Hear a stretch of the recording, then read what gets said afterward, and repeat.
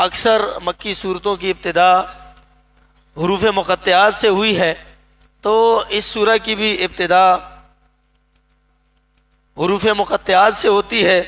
الف لام را، یہ وہ حروف ہیں قرآن کریم کے کہ جو مختلف صورتوں کی ابتدا کے اندر آئے ہیں۔ کہیں پر الف لام میم، کہیں پر الف لام را، کہیں پر نون، کہیں پر صاد، اور اس طرح کے حروف آئے ہیں۔ اس کے معنی اور مطالب ایک اللہ رب العزت جانتا ہے، اس کے علاوہ کسی اور کو اس کے معنی کے متعلق پتہ نہیں ہے، یاد رکھیے، اور نہ ہی اللہ رب العزت نے اس کے معنی اپنے پیغمبر کو بتائے ہیں، بلکہ اللہ کے رسول صلی اللہ علیہ وسلم سے پوچھنے پر بتایا۔ مفہوم عرض کر رہا ہوں کہ جب اللہ کے رسول صلی اللہ علیہ وسلم سے پوچھا گیا تو اللہ کے رسول صلی اللہ علیہ وسلم نے فرمایا کہ تم یہ نہ کہو کہ الف لام میم یہ ایک حرف ہے، بلکہ الف حرف و لام حرف و میم حرف۔ الف جو ہے یہ الگ حرف ہے، لام الگ حرف ہے، اور میم جو ہے یہ الگ حرف ہے، اور اس کو مقطعات جو ہے یہ اسی لیے کہتے ہیں کہ یہ قطع کا اسم المفعول ہے، جس کے معنی ہے کٹی ہوئی چیز یا وہ آیات، وہ الفاظ جو الگ الگ پڑھے جاتے ہیں، اس لیے اس کو مقطعات کہتے ہیں۔ اور فرمایا کہ یہ ہر حرف پڑھنے کے اوپر تمہارے لیے 10 نیکیاں ہیں۔ الف پڑھنے پر 10 نیکیاں، لام پڑھنے پر 10 نیکیاں، میم پڑھنے پر 10 نیکیاں۔ یہ فضیلت اللہ کے رسول صلی اللہ علیہ وسلم نے اس لیے بتائی کہ کہیں ایسا نہ ہو کہ ان کو نظر انداز کر دیا جائے، کہ چونکہ اس کے معنی اور مطالب کسی کو معلوم نہیں ہیں، تو ایسا نہ ہو کہ لوگ ان کو نظر انداز کر دیں کہ اس کا کیا فائدہ پڑھنے کا، بلکہ ڈائریکٹ ہی پڑھ لیا جائے، تلک آیات الکتاب الحکیم، اسی سے شروع کر دیا جائے۔ تو اس لیے فرمایا کہ اس کے اندر ہر حرف پڑھنے پر تمہارے لیے 10 نیکیاں ہیں۔ اگر الف لام میم کوئی پڑھتا ہے تو سمجھ جاؤ کہ اس نے 30 نیکیاں کما لی۔ اسی طرح الف لام را پڑھ لیا تو 30 نیکیاں کما لی۔ اس حد تک تو یہ بات درست ہے۔ اب جہاں دیگر بدعقیدگیاں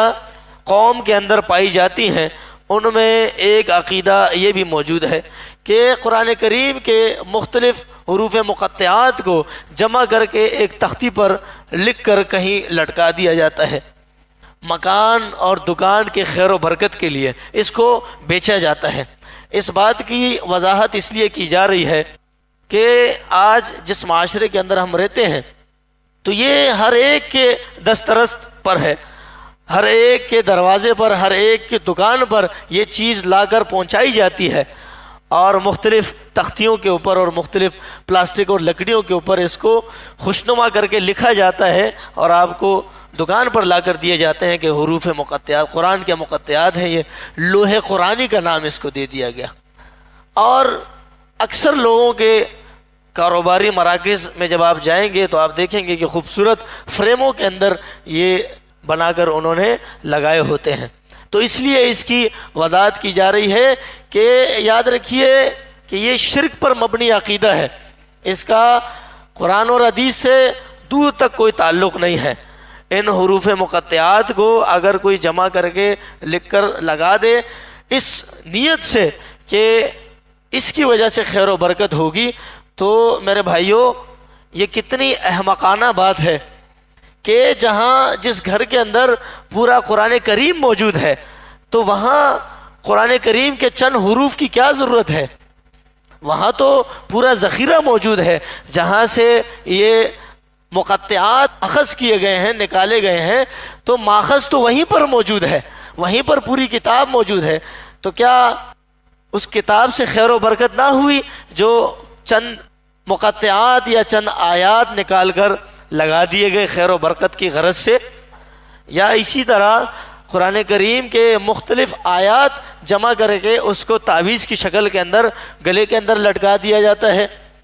دکان کے شٹر کے ساتھ لگا دیا جاتا ہے، دروازے کے چوکٹ کے ساتھ لگا دیا جاتا ہے، اور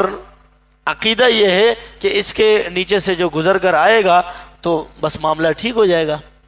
تو جہاں پر پورا قرآن موجود ہے، اللہ رب العزت کی لاریب کتاب، تو کیا وہ یہ کام نہ کر سکی جو ایک آیت کرے گی؟ اگر ایک آیت کے اندر اتنی تاثیر ہے کہ گھر کے اندر ناچاقی ختم ہو جائے، گھر سے بلائیں بھاگ جائے، شیطان بھاگ جائے، تو اگر ایک آیت کے اندر اتنی تاثیر ہے تو قرآن کریم کے اندر تو اتنی تاثیر ہونی چاہیے کہ جہاں یہ موجود ہو پورے علاقے سے شیطان دور بھاگے، پورا محلہ شیطانوں سے صاف ہو جائے، پورے زندگی کے اندر خیر و برکت آ جائے۔ لیکن آپ دیکھتے ہیں قرآن کریم موجود ہے، شیطان بھی موجود ہے ساتھ میں۔ قرآن کریم گھر کے اندر موجود ہے اور وہاں پر ڈول باجے بجتے ہیں، وہاں پر گانے سنے جاتے ہیں، گائے جاتے ہیں، فلمیں دیکھی جاتی ہیں، ٹی وی کے اوپر، ٹیپ ریکارڈر کے اوپر یہ معاملہ چلتا ہے۔ قرآن کریم موجود ہے، آیت لکھ کر لگائی ہے برکت کے لیے، اور سود کا کاروبار جاری ہے۔ تو میرے بھائیو، یہ جو ہے بدعقیدگی ہے، یاد رکھیے، اور اللہ رب العزت کے قہر و غضب کو للکارنے کے مترادف ہے کہ اس انداز میں اللہ رب العزت کے ساتھ اس کو شریک کر دیا اور سمجھ لیا کہ اس کے اندر نفع اور نقصان ہوگا۔ تو یہ قرآن کریم کے سراسر خلاف عقیدہ ہے۔ اللہ کے رسول صلی اللہ علیہ وسلم سے صرف اتنا ہمیں ملتا ہے کہ انہوں نے حکم دیا کہ اس کو پڑھنے میں تمہارے لیے اجر و ثواب ہے، تو اس کو اسی حد تک رکھا جائے جتنا کہ ہمیں علم ہے، جتنا تک ہمیں اس کے متعلق معلومات ہیں۔